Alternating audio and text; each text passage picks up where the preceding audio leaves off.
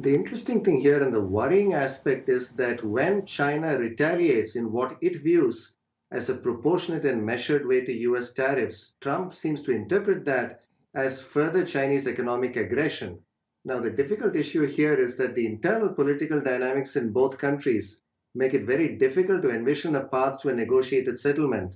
In the US, of course, we are heading into the midterm elections, and it appears that Trump's political base is going to stick very strongly with him no matter what the cost to that base might be of a trade war and its collateral damage. And likewise, China seems to be in no mood to capitulate. So the fact that we don't have negotiations going on and the stakes are being raised by both sides makes it a very worrying prospect.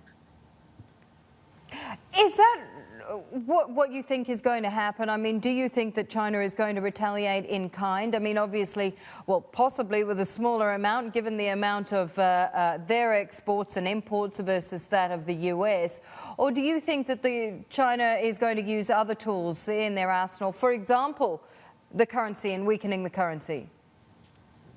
Certainly, the Trump administration seems to be counting on China running out of room to impose retaliatory tariffs before the US does, because after all, the US does import a lot more from China than China imports from the US. But I think that could prove to be a miscalculation because China has a lot more in its arsenal, very effective tools that could put the crimp on US businesses operating in the Chinese market or that use China as part of their supply chain.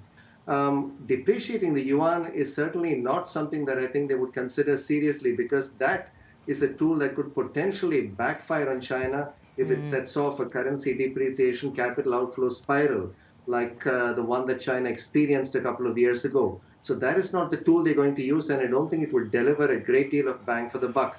There are far more effective tools that they're likely to start using, and which I'm told they've started using to some extent already.